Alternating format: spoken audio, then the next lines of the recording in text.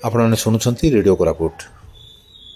आज आमे कथबार्ता करवा प्रोफेसर शरद कुमार पालिता सहित। या पूर्व भी आम अनेक थर सहित कथबार्ता करें कोरापुटर जैव विविधता को नहीं, देवमाली को नहीं, गुप्तेश्वर को नहीं, केंद्रीय विश्वविद्यालय गवेषणा को नहीं। तेबे से वर्तमान अवसर नहीं केंद्रीय विश्वविद्यालय कोरापुटरू एवं जीवार बेल भुवनेश्वर को। तेज भुवनेश्वर थी से कोरापुट सहित संपर्कित रे, कोरापुट तांको भितर बंची रही कोरापुट भितर से बंची रे से विश्वास आमर रही। तेबे कोरापुटरू भुवनेश्वर को जीवार बेल सहित तांकरी एई कोरापुटर इतिहास सहित अर्थात तांकर जो 12 वर्ष कोरापुटरे ता सहित संपर्क एवं तांकर अनुभूति एवं एठारू कोरापुट को से केउठा को नहीं जीवा पाई तांको स्मृति रे संकल्पबद्ध से संपर्क रे आमे तांको सहित विस्तृत भाव कथबार्ता करिबा। रेडियो कोरापुट को आमे स्वागत करूछु सार को। सार आमे जानिबा को चाहबू जे आपनकर जो 12 वर्ष से 12 वर्ष भितरे कोरापुट केते दूर रही छी। बहुत बहुत धन्यवाद रेडियो कोरापुट को। कोरापुट गत 12 वर्ष मो पई श्रुति विजड़ित। मु कोरापुट को आसिला बेले कोरापुट को आसबार पाखापाखि 30 वर्ष पूर्व मु कोरापुट को आसती प्रथम थर पर 2 दिन थी जे सुनाबेड़े जो सेंट्रल स्कूल अच्छी ता भीतर चाकरी पर आसती से 2 दिन तापर केबे आसी नथली। पुणी ओडिशा सरकार छुट्टी नहीं मु केंद्रीय विश्वविद्यालय जॉइन कली। मु जॉइन करी अगस्ट मासरे। से समय दृश्य कोरापुटर ब्यूटी जो सौंदर्य अपासरा एवं आज 12 वर्ष पर मु कोरापुटर से ब्यूटी तो आकर्षण करुच्ची। कोरापुटर मनीष, कोरापुटर नद नदी ह्रद एवं कोरापुटर परिवेश मत केमती आच्छन्न करके रखी।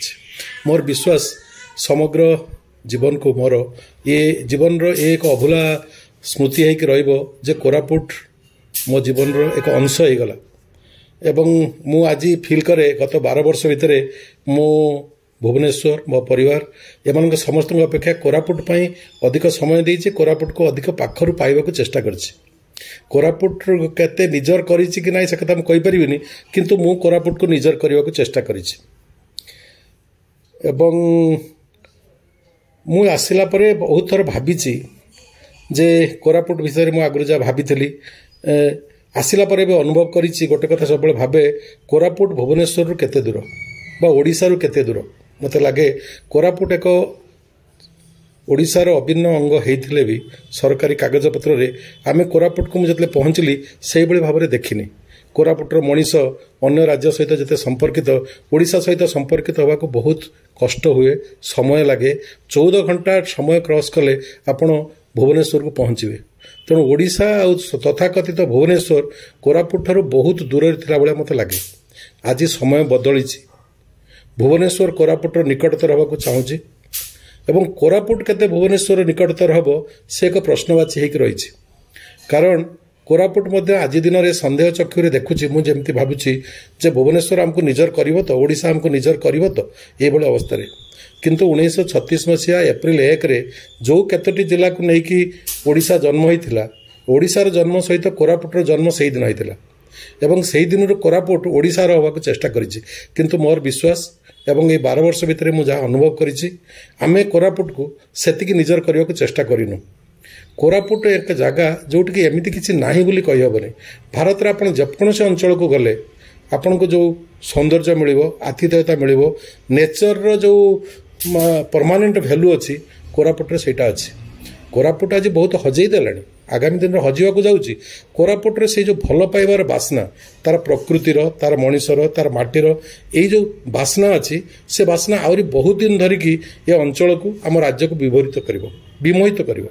एवं मु सतरे कोरापुटर प्रेम रे पड़ी एवं कोरापुटर नद नदी तार परिवेश तार साधारण मनीष साधारण जनता मु कोरापुट रे टाउन रे पाखापाखि 12 वर्ष कटेली। मत लगे कोरापुटर ये मनीष मैंने अन्य मनीष मान अपेक्षा बहुत निजर ଦେଖିଲେ ହସନ୍ତି, କଥା ହୁଅନ୍ତି, ପଚାରନ୍ତି, ଯେଉଁ ମଣିଷ ପଣିଆ ମୁଁ ଭୁବନେଶ୍ୱରରେ ପାଉନି।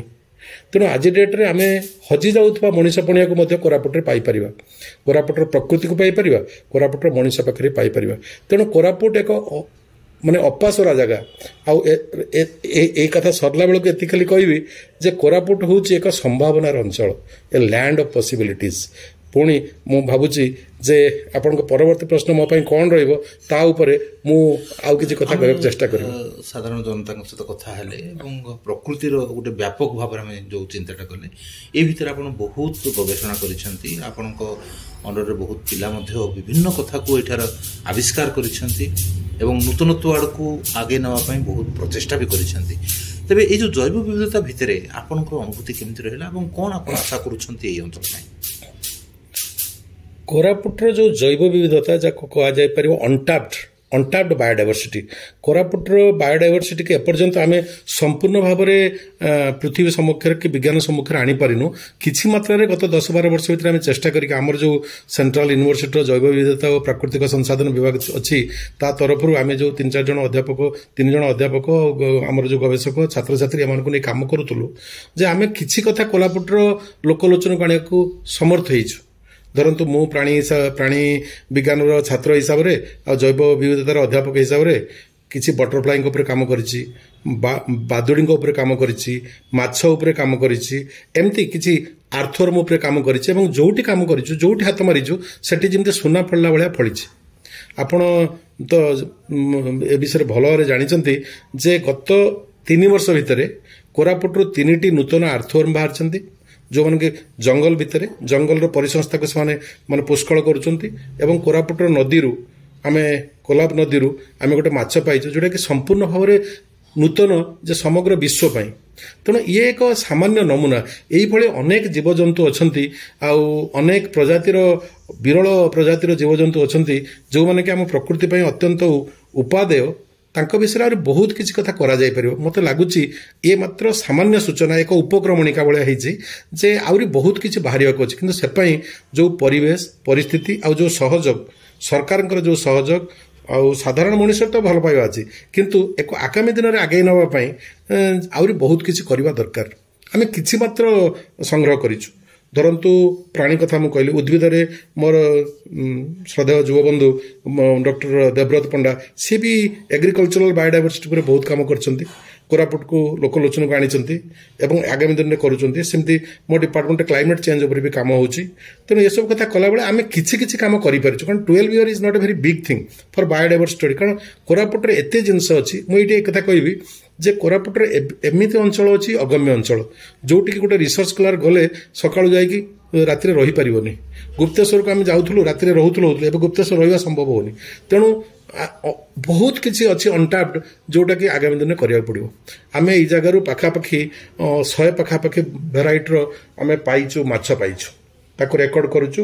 କିଛି ପବ୍ଲିଶ ହେଇଛି, କିଛି ପବ୍ଲିଶ ହେଇନି ଏବଂ ତା ଭିତରୁ 20+ ଭେରାଇଟି ଅଛନ୍ତି ଯେଉଁମାନେ କି ଆପଣଙ୍କର ଆକ୍ୱାରିୟମ୍ ଫିସେସ୍, କଲର୍ଡ ଫିସେସ୍, ଯେଉଁମାନଙ୍କୁ ନେଇକି ଯଦି ଅଧିକ କାମ କରାଯାଆନ୍ତା ତାକୁ ନେଇକି ଲାଇଭଲିହୁଡ୍ ଇକୋସିଷ୍ଟମ ଡେଭଲପ କରାଯାଇପାରନ୍ତା। କିଛି ଲୋକଙ୍କର ଜୀବନ ଧାରଣ ମାନକୁ ଚେଞ୍ଜ କରିବା ପାଇଁ ଆମେ ଯଦି କିଛି ପ୍ରୋଜେକ୍ଟ ନେଇକି କାମ ହେଇପାରନ୍ତା। ଏବଂ ଆପଣଙ୍କର କୋରାପୁଟର ଯେଉଁ ଗୁପ୍ତେଶ୍ୱରରେ ଆମେ 8ଟା ପ୍ରକାରର ବାଦୁଡ଼ି ପାଇଛୁ ଏବଂ ସେମାନେ ସବୁ ଆମେ ଯେଉଁ କହୁଛୁ ଚେମିଣିଆ, ସନ୍ଧ୍ୟାବେଳେ ବାହାରନ୍ତି, ଇନସେକ୍ଟିଭରସ୍ ବ୍ୟାଟ୍ ସେମାନେ। କିନ୍ତୁ ଆଜି ଡେଟ୍ରେ ଯେଉଁ ସରକାର ଯେଉଁଭଳି ଭାବରେ ସେଠି ନୂତନ ଡେଭଲପମେଣ୍ଟ ନାଁରେ ବିଜୁଳି ଆଲୁଅ ଦେବା ଏ କରିବା, ତା ଫଳରେ ସେଠି ମୋର ଅନୁଭବ ଯେ ଆମେ ଭଲ କରିବା ଜାଗାରେ ଭୁଲ କରୁଛୁ। ଏବଂ କୋରାପୁଟରେ ଯେଉଁମାନେ ଡେଭଲପମେଣ୍ଟ କରିବାକୁ ଚାହୁଁଛନ୍ତି ସେମାନେ ଇକୋସେଣ୍ଟ୍ରିକ୍ ଡେଭଲପମେଣ୍ଟ କରୁନାହାନ୍ତି। ଏବଂ ଆଜି ଡେଟ୍ରେ ଯେଉଁ ବୈଜ୍ଞାନିକ ଅଛନ୍ତି, ଯେଉଁମାନେ ଇକୋଲୋଜିଷ୍ଟ ଅଛନ୍ତି, ଯେଉଁମାନେ ସମାଜରେ ପାଠଶାଠ ପଢ଼ିକି କିଛି ଜାଣିଛନ୍ତି ପରିବେଶକୁ ରକ୍ଷା କରିବା ପାଇଁ ଏବଂ ଯେଉଁମାନେ କୋରାପୁଟକୁ ରକ୍ଷା କରିପାରିବେ, ତାଙ୍କ ସହିତ ଆଲୋଚନା ନ କରିକି ସୋ କଲ୍ଡ ଡେଭଲପମେଣ୍ଟ ହେଉଛି। ଏହା ମୋର ବିଶ୍ୱାସ, ଏହା କ୍ଷତି କରିବ। ସେମିତି ଆପଣଙ୍କର ଦେଓମାଳି ଆଜି ସମଗ୍ର ବିଶ୍ୱକୁ ଆକର୍ଷଣ କରିଛି। ଏ ବର୍ଷ 3.5 ଲକ୍ଷରୁ ଅଧିକା ଲୋକ ଏଠିକି ଆସିଛନ୍ତି। ପର୍ଯ୍ୟଟନ ମାନଚିତ୍ରରେ ଦେଓମାଳି ବହୁତ ସ୍ଥାନ ପାଇଛି। ଦେଓମାଳିକି ଠିକ୍ ଲାଗିକି ଆପଣଙ୍କର ପୁଟସିଲ ଆଉ ତଳମାଳି ବର୍ତ୍ତମାନ ବମ୍ବେରୁ ବିଖ୍ୟାତ ଯେଉଁମାନେ ଫିଲ୍ମ ଷ୍ଟାର ତାଙ୍କୁ ମଧ୍ୟ ଆକର୍ଷିତ କରିଛି। ଏବଂ ଆଗାମୀ ଦିନରେ ନିଶ୍ଚିତ ଭାବରେ କୋରାପୁଟର ଦେଓମାଳି, ପୁଟସିଲ, ତଳମାଳି ଏ ଜାଗାମାନଙ୍କୁ ବହୁତ ପର୍ଯ୍ୟଟନ କ୍ଷେତ୍ର ଭାବରେ ଆସିବ।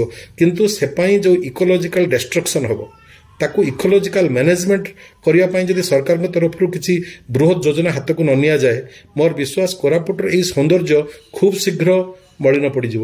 କାରଣ ଅନେକ ସମୟରେ ଦେଓମାଳିର ଅର୍ଚିଡ୍ କଥା କୁହନ୍ତି, ମସେସ୍ କଥା କୁହନ୍ତି, ଯାହାକି ଆମେ ଲୋକଲୋଚନରେ ଆମେ ତାକୁ ବହୁତ ଗୌଣ ଭାବରେ ଦେଖିଥାଉ। ତାର ଇମ୍ପୋର୍ଟାନ୍ସ କେତେ ଦୂର ଅଛି ଦେଓମାଳି ପାଇଁ? ଆପଣ ଶୁଣନ୍ତୁ, ଦେଓମାଳି ହେଉଛି ଆପଣଙ୍କର ଜିଓଲୋଜିକାଲ ଭ୍ୟୁ ପଏଣ୍ଟରୁ ବହୁତ ପୁରୁଣା ଏକ ଗିରିଶୃଙ୍ଗ ଏବଂ ଏଠି ଯେଉଁ ପ୍ରକାର ସବୁ ଅତ୍ୟନ୍ତ ମାନେ ଯେଉଁ ଆଜି ଡେଟ୍ରେ ଆମେ ଯେଉଁ ଅପୁଷ୍ପକ ଆଉ ସପୁଷ୍ପକ ଉଦ୍ଭିଦ କହୁଛୁ ସେହି ଦୃଷ୍ଟିରୁ ଯେଉଁମାନେ ଅତି ପୁରାତନ ଉଦ୍ଭିଦ ଜାତି ଏବଂ ଯେଉଁମାନେ କି ଆମକୁ ଜିଓଲୋଜିକାଲି ଆଉ ଇକୋଲୋଜିକାଲି ପ୍ରମାଣ କରାଉଛନ୍ତି ଏ ଲ୍ୟାଣ୍ଡଟା କେତେ ଇମ୍ପୋର୍ଟାଣ୍ଟ, ତାର ଅନେକ ପ୍ରକାରର ଔଷଧୀୟ ବୃକ୍ଷ ବି ସେଠି ଅଛି। ତାର ବଟନିକାଲ ପଏଣ୍ଟ ଅଫ୍ ଭ୍ୟୁରୁ ଜିଓଲୋଜିକାଲ ପଏଣ୍ଟ ଅଫ୍ ଭ୍ୟୁରୁ ଏ ସବୁର ଗୁରୁତ୍ୱ ରହିଛି, କିନ୍ତୁ ଆଜି ତା ଉପରେ ଆଦୌ ରିସର୍ଚ୍ଚ ହେଉନି। ଏବଂ କୋରାପୁଟର ଆଉ ଗୋଟେ ଜିନିଷ, ଅର୍କିଡ୍ କଥା କହିଲେ, ଏ ଟେରିଡୋଫାଇଟ୍ସ ବ୍ରାୟୋଫାଇଟ୍ସ ସେମାନଙ୍କ କଥା କହିଲେ, ତାକୁ ଛାଡ଼ିଦେଲା ପରେ କୋରାପୁଟର ଆଉ ଗୋଟେ ଜିନିଷ ଅଛି ଯେଉଁଠିକି ପାଗଳ ହେଉଛନ୍ତି। ମୁଁ ଏବେ ରିସେଣ୍ଟଲି ଯାଇଥିଲି ଗୋଟେ ଜାଗାକୁ, ସେଠି ୟୁପିର କିଛି ଲୋକ, ଉତ୍ତରାଖଣ୍ଡର ଲୋକ, ସେମାନେ ଚାହୁଁଛନ୍ତି କିଏ ଯଦି ତାଙ୍କୁ ସପୋର୍ଟ କରିବ ଏଠି ଲାଇକେନ୍ ଉପରେ ରିସର୍ଚ୍ଚ କରିବେ।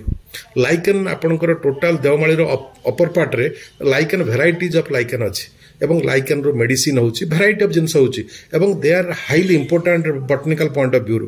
ତା ଉପରେ କିଛି କାମ ହେଇନି ଏବଂ ଏଇ ଯେଉଁଭଳି ଲାଇକେନ୍ କହିଲେ ଆପଣ ଦେଖିବେ ଯେ ସେଟା ହେଉଛି ଗୋଟେ ଆମର କାର୍ବୋହାଇଡ୍ରେଟ୍ ଆଉ ଇଏ ମିଶିକି କ'ଣ ତାକୁ କହୁଛନ୍ତି, ପଥର ଉପରେ ଦେଖିବେ ଆପଣଙ୍କର ଧଳା ଧଳା ଅଛି, ନାଲି ନାଲି ଅଛି, ଛତୁ ଟାଇପ୍ର, ହଁ, କିନ୍ତୁ ସେଟା ଛତୁ ନୁହେଁ। ସେଗୁଡ଼ାକ ଦିଟା ମାନେ ଉଦ୍ଭିଦର ସମ୍ମିଶ୍ରଣରେ ତିଆରି ହୁଏ ସେଇଭଳିଆ ପର୍ଟିକୁଲାର ପାଣିପାଗରେ ଏବଂ ସେମାନଙ୍କର ବହୁତ କିଛି ଇମ୍ପୋର୍ଟାଣ୍ଟ ଏବଂ ସେମାନେ ହେଉଛନ୍ତି ଇକୋଲୋଜିକାଲ ଇଣ୍ଡିକେଟର୍ସ ଏବଂ ସେଇ ଭେରାଇଟି ଆପଣଙ୍କର ଟୋଟାଲ ଦେଓମାଳିର ଉପରେ ଯେଉଁ କହୁଛନ୍ତି ମାନେ କିଛି ନାହିଁ ପାହାଡ଼ ଉପରେ, ସେଗୁଡ଼ାକ ଭର୍ତ୍ତି ହେଇଛି ଏବଂ ତା ଉପରେ ଆଜି ଡେଟ୍ରେ କିଛି ରିସର୍ଚ୍ଚ ନା, ଲୋକ କିଛି ଜାଣିନାହାନ୍ତି ଏବଂ ଆପଣଙ୍କର ଦେଓମାଳି ଇଜ୍ ମିସ୍ଅଣ୍ଡରଷ୍ଟୁଡ୍। ଦେଓମାଳିକୁ ଲୋକ ଭାବୁଛନ୍ତି ଗୋଟେ ଫାଙ୍କା ପଡ଼ିଆ ପଡ଼ିଛି, ସେଠି ଯିବୁ, ଖେଳିବୁ, ମଜା କରିବୁ, କିନ୍ତୁ ଏଇ ଯେଉଁ ଅର୍କିଡ୍ କହିଲେ ଆଉ ସେଠି ଯେତେ ପ୍ରକାର ମାନେ ଉଦ୍ଭିଦ ଅଛନ୍ତି ସବୁଗୁଡ଼ାକ ମାନେ ଆପଣଙ୍କର ଇଭଲ୍ୟୁସନାରୀ ପଏଣ୍ଟ ଅଫ୍ ଭ୍ୟୁରୁ ବହୁତ ପ୍ରିମିଟିଭ୍ ଆଉ ତାର ଇକୋଲୋଜିକାଲ ଓ ବାୟୋଲୋଜିକାଲ ସିଗ୍ନିଫିକାନ୍ସ ଅଛି, ଇନକ୍ଲୁଡିଂ ଦିଜ୍ ଲାଇକେନ୍ସ। ତା ଉପରେ କିଛି ରିସର୍ଚ୍ଚ ହେଇନି ଏବଂ ସେଇ ଯେଉଁ ଫାଙ୍କା ଜାଗାରୁ ଆପଣଙ୍କର ମନେ ଥିବ ଡକ୍ଟର ସୁଶୀଲ ଦତ୍ତ ଆଉ ପ୍ରତ୍ୟୁଷ ଏମାନେ ମଧ୍ୟ ସେ ଜାଗାରୁ ଗୋଟେ ବହୁତ ପ୍ରିମିଟିଭ୍ ସିସିଲିଆନ୍ ପାଇଲେ ଯେଉଁମାନଙ୍କୁ ଆମେ ଉଭୟଚର ପ୍ରାଣୀ କହୁଛୁ। ତେଣୁ କୋରାପୁଟର ଦେଓମାଳି ହେଉଛି ଏମିତି ଜାଗା ଯେ କେବଳ ଉଚ୍ଚତମ ଶୃଙ୍ଗ ନୁହେଁ, ସେଟା ଗୋଟେ ହେଉଛି ପ୍ରାକୃତିକ ଜୈବ ବିବିଧତାର ଏକ କନ୍ତାଘର ଏବଂ ତା ଉପରେ ଆଗାମୀ ଦିନରେ ସମଗ୍ର ଭାରତର ରିସର୍ଚ୍ଚ ବିଭିନ୍ନ ପ୍ରକାର ଜିଓଲୋଜିକାଲ ରିସର୍ଚ୍ଚ ହେଇପାରିବ, ବଟନିକାଲ ରିସର୍ଚ୍ଚ ହେଇପାରିବ, ଜିଓଲୋଜିକାଲ ରିସର୍ଚ୍ଚ ହେଇପାରିବ। ମଝିରେ ମଝିରେ କିଛି କିଛି ହେଉଛି, ଆମେ କିଛି କିଛି କରୁଛୁ, କିନ୍ତୁ ଇଟ୍ ଇଜ୍ ନଟ୍ ଏନଫ୍।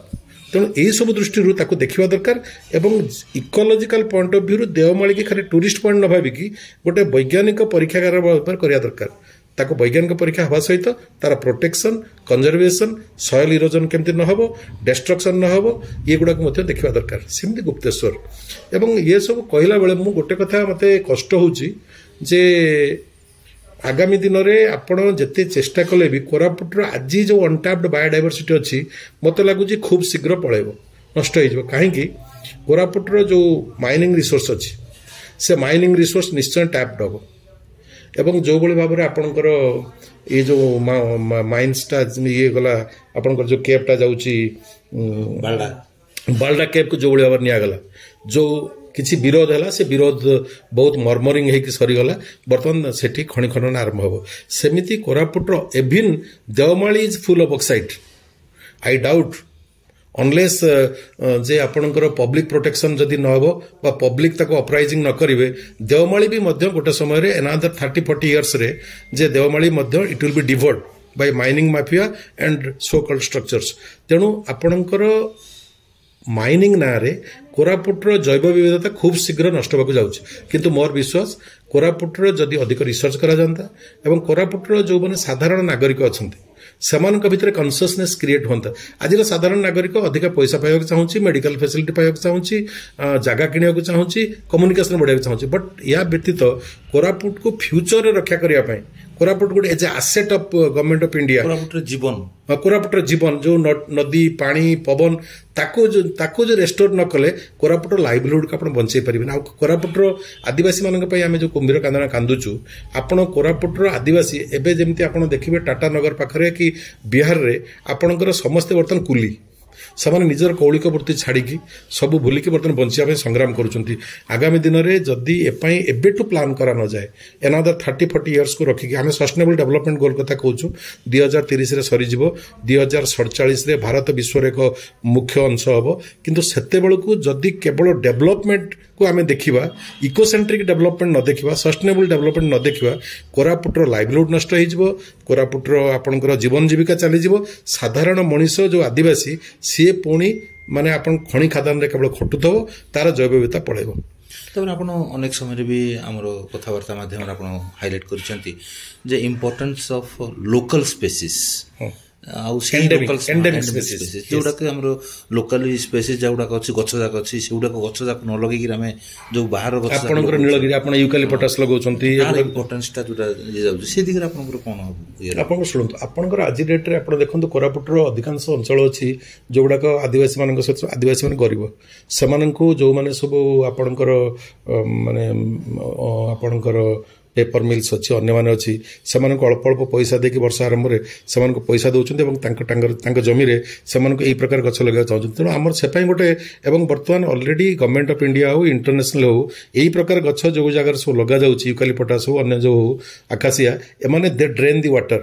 ଏବଂ କୋରାପୁଟର ପାଇଁ ଭବିଷ୍ୟତରେ ଯଦି ଏଣ୍ଡେମିକ୍ ପ୍ଲାଣ୍ଟ ନ ଲଗେଇବା, ଯୋଉଟା ଆମର ୟୁଜୁଆଲି ଓଡ଼ିଶାର ଜଳବାୟୁରେ ଆଉ କୋରାପୁଟର ଜଳବାୟୁରେ ଯୋଉ ଗଛ ଅଛି ସେ ଗଛ କମିଯାଉଛି।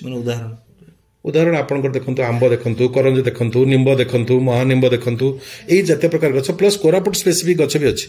ସେ ଗଛ ନ ଲଗେଇକି ଆମେ କେବଳ ଆଜି ଗୁରୁତ୍ୱ ଦେଉଛୁ ଇକୋନୋମିକ୍ ଡେଭଲପମେଣ୍ଟ ପାଇଁ ଆକାଶିଆ ଯାହାଫଳରେ କି ଆପଣଙ୍କର ୱାଟର ଯୋଉ ଆପଣଙ୍କର ଗ୍ରାଉଣ୍ଡ ୱାଟର ଅଛି, ground water is being lost, ଆଉ ତା ଫଳରେ ସଏଲ ଇରୋଜନ ହେଉଛି। ତେଣୁ ଆଗାମୀ ଦିନରେ ଆମେ ମଧ୍ୟ ଏପାଇଁ ଯେ ପ୍ଲାନ୍ କରି ଯେ ଏହି ପ୍ରକାର ଯେଉଁ ଆମର ଏଣ୍ଡେମିକ୍ ପ୍ଲାଣ୍ଟସ୍ ଅଛି, ଯେତେ ପ୍ରକାର ଏଣ୍ଡେମିକ୍ ପ୍ଲାଣ୍ଟସ୍ ଅଛି, ବହୁତ ପ୍ରକାର ଏଣ୍ଡେମିକ୍ ପ୍ଲାଣ୍ଟ ଅଛି, ଆମେ ଲଗେଇଲେ କେବଳ ଆମ୍ବ ଗଛ ଲଗାଉଛୁ। କିନ୍ତୁ ଏହି ପ୍ରକାର ସିଜନାଲି ଚେଞ୍ଜ କରି କେମିତି କ'ଣ କ'ଣ କରିହେବ, ବର୍ଷା ଋତୁ ଆସୁଛି 6 ମାସ ପର୍ଯ୍ୟନ୍ତ, ତେଣୁ ଆମେ କ'ଣ କ'ଣ ଲଗାଇବା, ଏପାଇଁ ଗୋଟେ ପ୍ଲାନିଂ ହେବା ଦରକାର। ଏବଂ ଏଇଟା ଯଦି ନ କରାଯିବ କୋରାପୁଟ ମଧ୍ୟ ବଞ୍ଜର ହେଇଯିବ। ତେବେ କୋରାପୁଟ ଜିଲ୍ଲାରେ ଫର୍ଚୁନେଟଲି ଆମର 2 ଗୋଟି ୟୁନିଭର୍ସିଟି ଅଛି, ଗୋଟେ ହେଉଛି ସେଣ୍ଟ୍ରାଲ ୟୁନିଭର୍ସିଟି ଅଫ୍ ଓଡ଼ିଶା, ଆଉ ଗୋଟେ ବର୍ତ୍ତମାନ ନୂଆରେ ବିକ୍ରମ ଦେବ ମହାବିଦ୍ୟାଳୟ ଯାହାକି ବର୍ତ୍ତମାନ ବିଶ୍ୱବିଦ୍ୟାଳୟ ହେଇଛି। ତେବେ ଏଭଳି ଯେଉଁ ଅନୁଷ୍ଠାନ ଗଢ଼ି ଉଠିଛି, ଏଇ ଅନୁଷ୍ଠାନର ରୋଲକୁ ଆପଣ କେମିତି ଦେଖୁଛନ୍ତି ରିସର୍ଚ୍ଚ? ଆପଣ ଦେଖନ୍ତୁ, ମୁଁ ଏବେ ତ ନିକଟରେ ଆପଣଙ୍କର ବିକ୍ରମ ଦେବ ମହାବିଦ୍ୟାଳୟକୁ ବିଶ୍ୱବିଦ୍ୟାଳୟର ମାନ୍ୟତା ଦିଆଯାଇଛି। It may take some time, may be 5 to 10 years to become full-fledged in development. So ସେମାନେ ନ୍ୟାଚୁରାଲି ବର୍ତ୍ତମାନ ଇମିଡିଏଟଲି ଆମେ ତାଙ୍କଠାରୁ କିଛି ଆଶା କରିବା ଯେ ସେମାନେ ରିସର୍ଚ୍ଚ କରି କ'ଣ କରିଦେବେ, ତାଙ୍କୁ ଲେଟ୍ ଦେମ୍ ଡେଭଲପ୍ ଦେମସେଲ୍ଭସ୍, ହୁଏତ ତାପରେ କରିବେ। କିନ୍ତୁ ଏଠି ଯେଉଁ କେନ୍ଦ୍ରୀୟ ବିଶ୍ୱବିଦ୍ୟାଳୟ ହେବାବେଳେ 2009ରେ ସରକାରଙ୍କର, ଭାରତ ସରକାର ଯେଉଁ ଉଦ୍ଦେଶ୍ୟ ନେଇ କରିଥିଲେ ଯେ କେନ୍ଦ୍ରୀୟ ବିଶ୍ୱବିଦ୍ୟାଳୟ ସେଇ ଜାଗାରେ ହେବ ଯେଉଁ ଜାଗାରେ କି ଦେ will be centre for economic social development, socio cultural and economic development, De will be hub. ଏବଂ ସେହି ସବୁ ଦୃଷ୍ଟିରୁ ଆମେ ଯେଉଁଭଳି ଭାବରେ ଆଶା କରୁଥିଲେ ସେଇଭଳି ଭାବରେ କିଛି କଥା ହେଇଛି, କିନ୍ତୁ ସେଇଭଳି ଭାବରେ ଯେତିକି ଡେଭଲପ୍ ହେବା କଥା କେନ୍ଦ୍ରୀୟ ବିଶ୍ୱବିଦ୍ୟାଳୟ ହେଇପାରିନି, କାରଣ ଫ୍ୟାକଲ୍ଟି ନଥିଲେ, ବିଭିନ୍ନ ପ୍ରୋବ୍ଲେମ୍ ଥିଲା। କିଛି କିଛି କାମ ଆରମ୍ଭ ହେଇଛି। ମୁଁ ସେ ଜାଗାରେ କାମ କରୁଥିଲି, ସେ ଜାଗାରେ 12 ବର୍ଷ ଥିଲି, 12 ବର୍ଷ ପାଖାପାଖି, ଏବଂ ସେଠି ଯେ କିଛି ଉଦ୍ୟମ ହେଇନି ମନା କରାଯାଉନି, କିନ୍ତୁ ଯେତେ ଶୀଘ୍ର ତାର ଡେଭଲପମେଣ୍ଟ ହେବା କଥା ସେତିକି ହେଇନି। କିନ୍ତୁ ମୋର ବିଶ୍ୱାସ ଯଦି ୟାକୁ ଠିକ୍ ଭାବରେ ୟାକୁ ଗୋଟେ 30 ବର୍ଷ 40 ବର୍ଷ ପାଇଁ ଲଙ୍ଗ ଟର୍ମ ଭିଜନ୍ ନେଇକି ଡିଫରେଣ୍ଟ ଟାଇପ୍ର ରିସର୍ଚ୍ଚ, ବାୟୋଡାଇଭର୍ସିଟି ରିସର୍ଚ୍ଚ କୁହାଯାଉ, ଆନ୍ଥ୍ରୋପୋଲୋଜିକାଲ ରିସର୍ଚ୍ଚ କୁହାଯାଉ, ସୋସିଓଲୋଜିକାଲ ରିସର୍ଚ୍ଚ କୁହାଯାଉ, କି ଇକୋନୋମିକ୍ ରିସର୍ଚ୍ଚ କୁହାଯାଉ। ଆଜି ମଧ୍ୟ ଆପଣ ଭାବନ୍ତୁ, ଯେଉଁମାନେ ଡିସପ୍ଲେସ୍ଡ ହେଲେ କୋରାପୁଟରୁ, ଯେଉଁମାନେ କୋରାପୁଟରୁ ଡିସପ୍ଲେସ୍ ହେଇକି କୋଲାପ ପାଇଁ ହଉ କି ଆଉ ସବୁଠାରୁ ଅଧିକା ପ୍ରୋଜେକ୍ଟ କୋରାପୁଟରେ ହେଇଛି ସ୍ୱାଧୀନତା ପରେ। ଏବଂ ଏଠି ଯେତିକି ଲୋକ ଡିସପ୍ଲେସ୍ ଅଛନ୍ତି, ମୁଁ କୋରାପୁଟର କେନ୍ଦ୍ରୀୟ ବିଶ୍ୱବିଦ୍ୟାଳୟ ଥିଲାବେଳେ ତା ଚାରିପଟରେ 5ଟା ଗାଁ ଅଛି, ଯେଉଁ ଗାଁକୁ ଆମେ ଆଡପ୍ଟେଡ୍ ଭିଲେଜ ଭାବରେ ନେଇଛୁ। କିନ୍ତୁ ଆମେ ଆଡପ୍ଟେଡ୍ ଭିଲେଜ ଭାବରେ ନେଇକି ଆମ ପାଖରେ ଅର୍ଥ ନାହିଁ, ଆମେ ଡେଭଲପ୍ କରିପାରୁନୁ। କିନ୍ତୁ ସେମାନେ ଦେଖୁଛନ୍ତି ତାଙ୍କ ପାଖରେ ଗୋଟେ କେନ୍ଦ୍ରୀୟ ବିଶ୍ୱବିଦ୍ୟାଳୟ ଗ୍ରୋ କରୁଛି, ସେଠି ଲୋକମାନେ ଇକୋନୋମିକାଲି ଷ୍ଟେବୁଲ୍, ତାଙ୍କ ପାଖରେ କିଛି ନାହିଁ, ଜାଗା ନାହିଁ, ତେଣୁ ଏଠି ସୋସିଆଲ ଡିସ୍କର୍ଡ ଗ୍ରୋ କରୁଛି। ତେଣୁ ସେହି ଲୋକମାନଙ୍କ ମଧ୍ୟ ପ୍ରଥମେ ଦେଖିବା କଥା। ଏବଂ କୋରାପୁଟର ବର୍ତ୍ତମାନ ଆଉ ଗୋଟେ ଦେଖିବେ, କୋରାପୁଟରେ ଆପଣଙ୍କର କଫି ହଉ ହଉ ଗୋଟେ ଆଗ୍ରୋ ଫରେଷ୍ଟ୍ରି ଗ୍ରୋ କରୁଛି, କିଛି ଲୋକ ଆସିକି ଇକୋନୋମିକାଲି ଡେଭଲପ୍ କରୁଛନ୍ତି। କିନ୍ତୁ ସାଇମଲ୍ଟେନିୟସଲି କୋରାପୁଟର ଯେଉଁ କମନ୍ ମ୍ୟାନ୍, ଟ୍ରାଇବାଲ୍ସ, ଡିସପ୍ଲେସ୍ଡ, ଏମାନଙ୍କର ଜୀବନ ଧାରଣର ମାନର ଉନ୍ନତି ଘଟୁନି, ତାଙ୍କର GDP ବଢ଼ୁନି। ଏବଂ ତେଣୁ ଆଗାମୀ ଦିନରେ ଆମେ ଯାହା ବି କରୁଛେ ଯେଉଁ ଡେଭଲପମେଣ୍ଟ କେମିତି ଏଇ କମନ ମ୍ୟାନର ବ୍ୟବସାୟ କୌଳିକ ବ୍ୟବସାୟ ତାର ଡେଭଲପମେଣ୍ଟ ଇକୋ ଟୁରିଜିମ୍ ସହିତ ତାକୁ ଲିଙ୍କ କରିବା ତା ଭିଟାମାଟି ସହିତ ଲିଙ୍କ କରିକି କେମିତି ତାର ଇକୋନୋମିକ ଡେଭଲପମେଣ୍ଟ ହେବ ତାକୁ ଯଦି ଚିନ୍ତା କରାନଯାଏ ନ୍ୟାଚୁରାଲି କୋରାପୁଟକୁ ହତାଶ ହେବାକୁ ପଡ଼ିବ ଏବଂ ତେଣୁ କେନ୍ଦ୍ରୀୟ ବିଶ୍ୱବିଦ୍ୟାଳୟର ଇକୋନୋମିକ୍ସ ପଏଣ୍ଟ ଅଫ୍ ଭ୍ୟୁରୁ ସୋସିଆଲ ପଏଣ୍ଟ ଅଫ୍ ଭ୍ୟୁରୁ ଆନ୍ଥ୍ରୋପୋଲୋଜି ପଏଣ୍ଟ ଅଫ୍ ଭ୍ୟୁରୁ ବାୟୋଡାଇଭର୍ସିଟି ପଏଣ୍ଟ ଅଫ୍ ଭ୍ୟୁରୁ ବହୁତ କିଛି କରିବାକୁ ଅଛି କମ୍ବାଇଣ୍ଡ ରିସର୍ଚ୍ଚ ନେଇ ହେବ ଆଗାମୀ ଦିନରେ କ'ଣ ଫଲ ଆଉଟ୍ ହେଉଛି ତା ଉପରେ ମଧ୍ୟ ଗୋଟେ ପ୍ରେଡିକ୍ସନ୍ କରିହେବ ଏବଂ ଯେତିକି କଥା ଆମେ କରିଛେ ଆମେ ଗତ 12 ବର୍ଷରେ ସେଥିରେ ସୁଫଳ ମିଳିଛି କିନ୍ତୁ ତାକୁ ଆଉ ଟିକେ ପ୍ରୋଜେକ୍ଟେଡ୍ କରିକି କେମିତି କରିହେବ ଯେ ଏବଂ କମ୍ୟୁନିଟି ସେଣ୍ଟ୍ରିକ୍ ଡେଭଲପମେଣ୍ଟ ଆସ୍ପେକ୍ଟକୁ ନେବା ଦରକାର ଫର୍ ଏକ୍ଜାମ୍ପଲ୍ 2 ଦିନ ତଳେ ମୁଁ ଗୋଟେ ପାଇଲି ବନ୍ଧୁ ଜୟନ୍ତ ନାୟକ ଯାଇଥିଲେ ଗୋଟେ ଖୁଣ୍ଟୁଣି ପଦର ଗୋଟେ ଜାଗା ଅଛି କୁଟୁଣି ପଦର ସେଠି ଆପଣ ଦେଖିବେ ଯେ ଏମିତି ପ୍ରକାର ସବୁ ରଖାହେଇଛି ଶିବଙ୍କର ଆଉ ଅନ୍ୟ ସବୁ ଅଛି ତା ଉପରେ କିଛି ରିସର୍ଚ୍ଚ ହେଇନି ଆଶ୍ଚର୍ଯ୍ୟ ଲାଗୁଛି ସେଠି ଗୋଟେ ଜାଗାରେ ଏତେ କେମିତି ଜିନିଷ ଆସିଲା ଏବଂ ଏପର୍ଯ୍ୟନ୍ତ ଆମେ ଜାଣୁଥିଲୁ ଜୈନ ଧର୍ମର ପ୍ରଭାବ ଏଠି ଥିଲା କିନ୍ତୁ ତାକୁ ଛାଡ଼ିକି ଶୈବାଇଟ୍ ଡେଭଲପମେଣ୍ଟ ହେଇଛି ଏବଂ এটা କେଉଁ ସମୟରେ ହେଲା କ'ଣ ହେଲା ତେଣୁ Koraput has undergone a lot of change historically and culturally ଆପଣଙ୍କର କୋଲାବ ଭିତରେ ଯେଉଁ କେଚଲା ଜାଗା ଅଛି ତାକୁ ଆମେ ଜୈନ ସେଣ୍ଟର କହୁଛୁ କିନ୍ତୁ ତାର ଡେଭଲପମେଣ୍ଟ ପାଇଁ କିଛି କରିନୁ ଏଠି ଆମେ ଯେଉଁଟା ନନ୍ଦ ସୁବାଇ ତା ପାଇଁ ବି କିଛି ହେଇନି ତେଣୁ ଏଗୁଡ଼ାକୁ ଇମ୍ପୋର୍ଟାନ୍ସ ଦେବା ଦରକାର ପ୍ଲସ୍ ଏଇ ଯେଉଁ କୁଟୁଣି ପଦରେ ଯେଉଁଟା ବାହାରିଲା ସେଟା କେଉଁ ସମୟର କ'ଣ ତାକୁ highlight and they can be eco tourism centres cultural rich centres ଆଉ ଗୋଟେ କଥା କହିବି କୋରାପୁଟରେ ଆପଣ ଅଧିକାଂଶ ସମୟରେ ଶୁଣିବେ ଏଠି ସବୁ ଜୀବଜନ୍ତୁ ମାରିକି ଅଧିକାଂଶ ସମୟରେ ମରା ହେଉଛି ପୋଚିଂ ହେଉଛି ବଜ୍ରକାପ୍ତା ପୋଚିଂ ହୁଏ ଅନ୍ୟ ହୁଏ ଏବଂ କୋରାପୁଟକୁ ଆମେ ଗୋଟେ ସମୟରେ ଜାଣୁଥିଲୁ ଯେ କୋରାପୁଟ ହେଉଛି ଆପଣ ବେଲ୍ସ ବହି ବି ଦେଖିବେ ବାଘ କୋରାପୁଟରେ ମିଳୁଥିଲା ଆଜି ବାଘ ନାହାନ୍ତି କୋରାପୁଟରେ ଜଙ୍ଗଲ ହ୍ରାସ ପାଉଛି କିନ୍ତୁ କୋରାପୁଟର ସାଧାରଣ ପିଲାଟା ଯଦି ଜାଣିବାକୁ ଚାହିଁବ ବାଘ ବିଷୟରେ କି ଜୀବଜନ୍ତୁଙ୍କ ବିଷୟରେ ସେ ତ ଜଙ୍ଗଲରେ ଖୋଜିଲେ ପାଇବନି ତେଣୁ କୋରାପୁଟଟା ଗୋଟେ ନୋଡାଲ ସେଣ୍ଟର ହେଉଛି ସାଉଥ ଓଡ଼ିଶାର ଏ ଜାଗାରେ ଗୋଟେ ଜୁ ହେବା ଦରକାର ଗୋଟେ ବାୟୋଡାଇଭର୍ସିଟି ପାର୍କ ହେବା ଦରକାର ଯେଉଁଟାକି ଏମାନଙ୍କୁ ପରିଚୟ ଦେବ ଯେ ହାଉ ରିଚ୍ ୱି ଆର୍ କାରଣ ଆମର ଏବେ ବି ଅଧିକାଂଶ ଜିନିଷ ଅଛି ଆମେ ତାକୁ ନେଇକି ଭୁବନେଶ୍ୱର ହଉ ନନ୍ଦନକାନନ ହଉ ଆଉ କେଉଁଠି ଛାଡ଼ୁଛୁ ସେଇ ଜିନିଷକୁ ଏଠି ରିଜିଓନାଲି ତାକୁ ଡେଭଲପ୍ କରାଯାଇପାରନ୍ତା ତେଣୁ କେବଳ ୟାର ହବ ଆମେ କେବଳ ଦକ୍ଷିଣ ଓଡ଼ିଶାର କଥା କହିବା ନାହିଁ ଆମେ ଯଦି ୟାକୁ ଦେଖିବା ହବ ଦେଖିବା ବସ୍ତର ଅଞ୍ଚଳ ଆନ୍ଧ୍ରପ୍ରଦେଶ ଯୋଉଟାକି କହୁଛେ ତାର ଗୋଟେ ହବ୍ଟେ ହେଇପାରନ୍ତା ୟେସ୍ ଆପଣଙ୍କର ଦେଖିବେ ଟୋଟାଲ ବସ୍ତର ଠାରୁ ଆରମ୍ଭ କରି ମୁଁ ଏବେ ଗୋଟେ ଦିନ ଯେଉଁ ଗୀତ ଦଉଥିଲି ଆପଣଙ୍କର ଧେମ୍ସା ସେ ଧେମ୍ସା ଗୀତଟା ଆମର କିନ୍ତୁ କହୁଛୁ ବସ୍ତରର ଗୀତ ତାର ଲେଖା ହେଉଛି ବସ୍ତରର ଗୀତ ତାମାନେ କଲଚରାଲି ଆମେ ପାଖାପାଖି ସମାନ ଥିଲୁ ଆଜି ଡେଟ୍ରେ ସେବା ହେଉଛି କିନ୍ତୁ ତାଙ୍କୁ ମଧ୍ୟ ଯୋଡ଼ିବା ଦରକାର ତେଣୁ ଟୋଟାଲ ବସ୍ତର ହଉ ଯେ ଆମର ଯେଉଁ ବିଚ୍ଛିନ୍ନାଞ୍ଚଳ ରହିଲା ଶ୍ରୀକାକୁଲମ ହଉ କି ଏପଟରେ ଆନ୍ଧ୍ରର ଯେଉଁ ଜାଗା ହଉ ଆର୍କୋ ହଉ ଏ ଅଞ୍ଚଳରେ ବହୁତ ଓଡ଼ିଆ ଲୋକ ବି ଅଛନ୍ତି ଏବଂ ଆମ ଭାବାପନ୍ନ ଲୋକ ଏବଂ ଆମ କଲଚର ସହିତ ତାଙ୍କୁ ଆଟ୍ରାକ୍ଟ କରିବା ପାଇଁ ଆଜି ଡେଟ୍ରେ ଆପଣ ଯଦି ଯିବେ ଦେଖିବେ ଦେଓମାଳି ଉପରକୁ ଟାୱାର ଓଡ଼ିଶାରେ ଆସୁନି ଆନ୍ଧ୍ର ଟାୱାର ଆସୁଛି ୟାଠାରୁ ଦୁଃଖ କଥା କ'ଣ ଅଛି ଏବଂ ଆନ୍ଧ୍ରରୁ ବେଶୀ ଟୁରିଷ୍ଟ ଏବେ ଆସିବା ଆରମ୍ଭ କରିଛନ୍ତି ତାଙ୍କର ଉଦ୍ଦେଶ୍ୟ କ'ଣ ମୁଁ ଜାଣିନି କିନ୍ତୁ ଯେ ଆମେ ଯେଉଁଭଳି ଭାବରେ କୋରାପୁଟକୁ ଦେଖିବା ଦରକାର ଆମେ କେବଳ ଭୋଟ ପାଇଁ ହେଉ ପ୍ରଚାର ପାଇଁ ହେଉ ଏଗୁଡ଼ା ଦେଖୁଛୁ କିନ୍ତୁ ମୋତେ ଫିଲ୍ ଲାଗୁଛି ଯେ ଆମର ଆନ୍ତରିକତା ସେତିକି ମାତ୍ରାରେ ନାହିଁ ଯେ ଭୁବନେଶ୍ୱର ମୁଁ ଆପଣଙ୍କ ଆରମ୍ଭରେ କହୁଥିଲି ଯେ ଓଡ଼ିଶା ଠାରୁ କୋରାପୁଟ କେତେ ଦୂର ଏବେ ବି ଲାଗୁଛି ଷ୍ଟିଲ୍ କୋରାପୁଟ ଦୂରରେ ଅଛି ଆଜି ଡେଟ୍ରେ ଗୋଟିଏ ଟ୍ରେନ୍ ଚାଲୁଛି ଯେଉଁ ଟ୍ରେନ୍ଟା ହେଇଥିଲା ଆରମ୍ଭରେ ଯେ ଏଇ ଯେଉଁ ଟ୍ରେନ୍ ଲାଇନ୍ ହେଇଥିଲା ଜାପାନକୁ ଲୁହାପଥର ପଠାଇବା ପାଇଁ ଆଜି ଡେଟ୍ରେ 1 number 2 number platform is reserve for them ଆଜି ଡେଟ୍ରେ ଯଦି ସାଧାରଣ ଯାତ୍ରୀଟା ଆସୁଛି 4 ନମ୍ବରକୁ ଯାଉଛି ଇଏ ସବୁ କହୁଛି ଯେ business is more important than the place ଏବଂ ଏଠି ଗୋଟେ କଥା ହେଉଛି ଯେ ଏଠି ଅଧିକ ମାତ୍ରାରେ ଟ୍ରେନ୍ ଲାଇନ୍ ହେବା ଦରକାର କିନ୍ତୁ ଟ୍ରେନ୍ ଲାଇନ୍ ହେଲାବେଳେ ଯେ ଜୈବ ବିବିଧତା ଯେଉଁ ନଷ୍ଟ ହେଉଛି ତାକୁ ରିପ୍ଲେସ୍ କେମିତି କରିବା ଭାରତମାଳା ପ୍ରୋଜେକ୍ଟ ହେଲା ଭାରତମାଳା ପ୍ରୋଜେକ୍ଟ ହେବା ଫଳରେ ଆପଣଙ୍କ ଟୋଟାଲ ନବରଙ୍ଗପୁର ଠାରୁ ଆରମ୍ଭ କରି ଏଇ ଯେଉଁ ଏଣ୍ଟାୟାର ରିଜିଅନ୍ର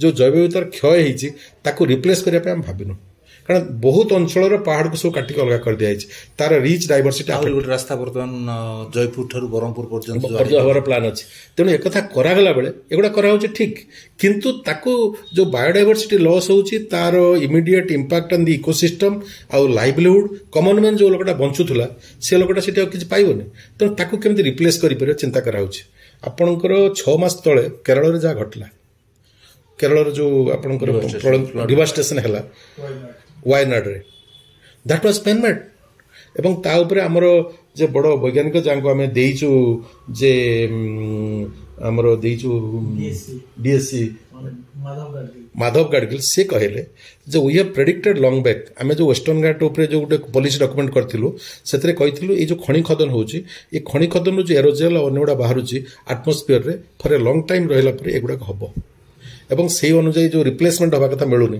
तेणु मत भी आज लगुच कोरापुट को आज आम जो भाव में देखुचु भारी भल लगुच सुंदर लगुच करुच्ची क्षय होगले भी आम कहीं किसी कोरापुट लोक सहज पार्टी करते ये गोटे कथा कोरापुटर साधारण मनीषटा किसी विरोध करने करे ना किंतु विरोध अन्य भाव आइदर माओइस्ट भाव हुए नक्सलाइट भाव कमन मैन विरोध करने शिखिनी तार फायदा नहीं कि एक्सप्लोटेड होती कोरापुटर मनीष कोरापुटर एनवायरनमेंट सब होती तेणु आगामी दिन में एटी रेल लाइन हवा दरकार किंतु सेटा को बायोडाइवर्सिटी केमती रिप्लेस हो पार बायोडाइवर्सिटी केमती अधिक सस्टेनेबली डेभलप हो पार ताकू आम देखा दरकार एवं कमन मैन बेनिफिट हवा दरकार एगुड़ाक जदि न कर केंद्रीय विश्वविद्यालय कथा कहले मुझे भी कहूँ ये सबुपाई केंद्रीय विश्वविद्यालय केवल गोटे नोडाल सेंटर ऑफ रिसर्च हो पार नोडाल सेंटर ऑफ कल्चर हो पार nodal centre of sociological development हो पार it can but we have a long way to go.